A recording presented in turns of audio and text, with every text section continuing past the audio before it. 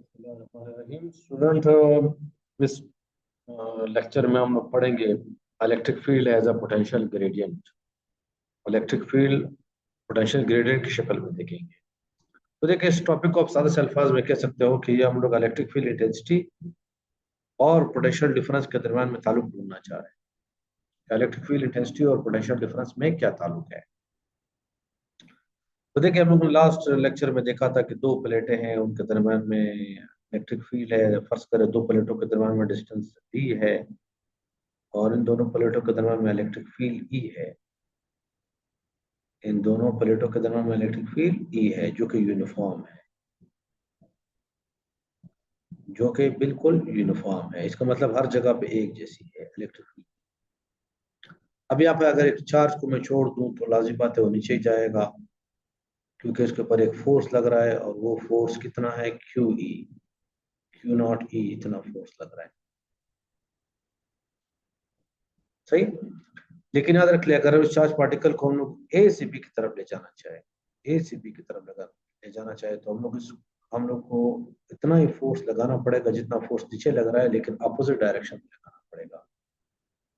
तब हम लोग उसको ए से बी की तरफ मूव कर सकते हैं, ए से बी की तरफ मूव कर सकते हैं। और इस केस में क्या होगा कि जितना वर्क हम लोग करेंगे वो उतनी पोटेंशियल एनर्जी में तब्दील हो जाएगा। पोटेंशियल एनर्जी इस पार्टिकल की बढ़ जाएगी।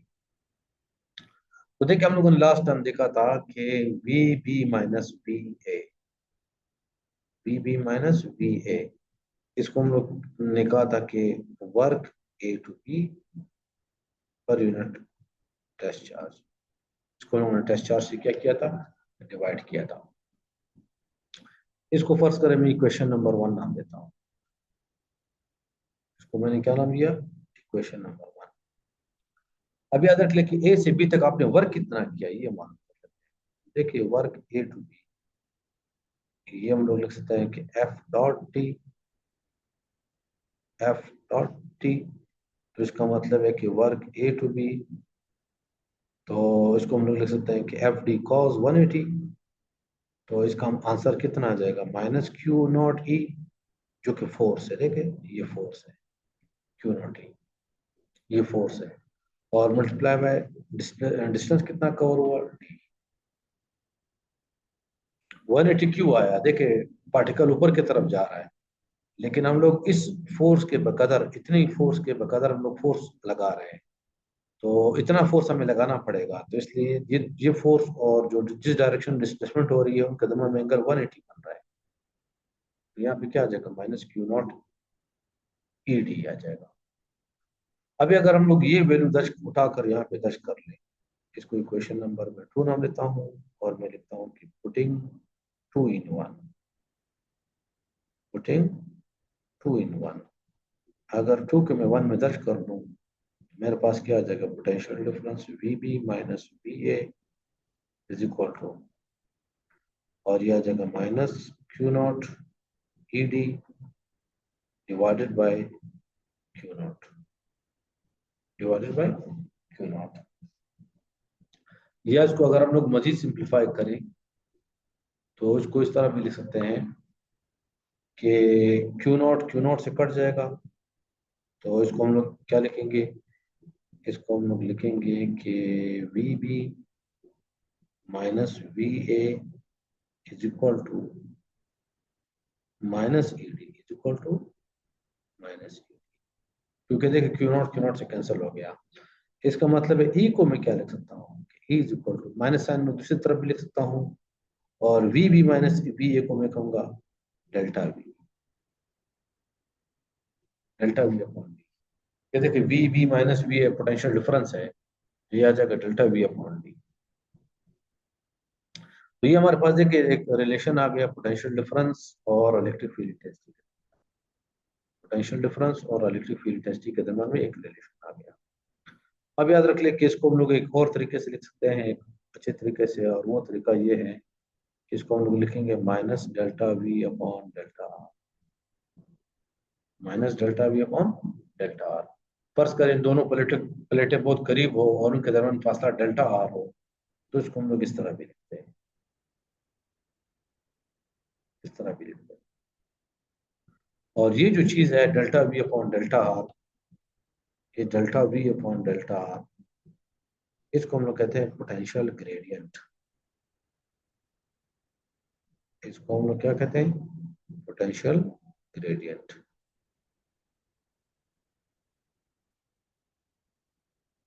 सही। किसी भी स्केलर क्वांटिटी में पोजीशन के साथ जो चेंज है उसको हम लोग कहते हैं ग्रेडियंट। मतलब अगर आप टेम्परेचर में चेंज मालूम करें पोजीशन के साथ तो ये आ जाएगा टेम्परेचर ग्रेडियंट। लेकिन यहाँ पर हम लोग टेम्परेचर ग्रेडियंट नहीं कह रहे, क्या कह रहे हैं? Potential gradient. और पोटेंशियल ग्रेडियंट हमें क्या बताता है? मैक्सिमम रेट ऑफ चेंज बताता है। ये पोटेंशियल ग्रेडियंट हमें क्या बताता है? Maximum value of rate of change, rate of change बताता है। ठीक है। Potential with respect to position, देखिए चेंज आ रहा है पोटेंशियल में, लेकिन किसके लिहाज से? पोजीशन के लिहाज से। सही। तो अभी देखिए यहाँ पर हम अपने टॉपिक पे आ जाते हैं। देखिए electric field as potential gradient, electric field जो है पोटेंशियल ग्रेडियंट के ही बराबर है। देखिए हमारे इस रिजल्ट को देख लें, इस रिजल्ट को, इलेक्ट्रिक फील्ड किसके बराबर है? पोटेंशियल ग्रेडियंट के बराबर है। तो इसका मतलब है बाज़ औक़ात हो सकता है कि लफ्ज इलेक्ट्रिक फील्ड इस्तेमाल ना करे, वो क्या इस्तेमाल करे? Potential gradient. सही। अगर हम लोग प्रिसाइज बात करें तो हम लोग कहेंगे कि electric field negative of potential gradient के बराबर है। तो इलेक्ट्रिक फील्ड का दूसरा नाम भी आपके पास आ जा गया कि इसको हम पोटेंशियल ग्रेडियंट भी कह सकते हैं। अच्छा, बात होगा तो हम लोग न्यूमेरिकल कॉल करते हुए इसको हल करते हुए इसको इस तरह भी लिखते हैं कि E is equal to V upon D. Simple इस तरह भी लिखते हैं। ये भी बिल्कुल सही है। इसमें ये डेल्टा वी क्या शो कर रहा है? Potential difference. और डी जो है दो प्लेटों के दरमियान डिस्टेंस को शो कर रहा है। बाजू का तो हम लोग उसको इस तरह भी लिखते हैं। अब याद रख ले यहाँ पे हमारे पास एक और यूनिट आ गया इलेक्ट्रिक फील्ड इंटेंसिटी का, एक दूसरा यूनिट आ गया इलेक्ट्रिक फील्ड इंटेंसिटी का। और वो यूनिट क्या है? कि वोल्ट पर एम्पियर। तो देखिए यहाँ पे मेरे पास आ गया अनदर यूनिट ऑफ ई। ई क्या है? Electric field intensity. तो वो यूनिट क्या है? वोल्ट पर मीटर। और वो यूनिट क्या है भाई? वोल्ट पर मीटर। मीटर, या इसको हम लोग इस तरह लिख सकते हैं कि वोल्ट पर मीटर।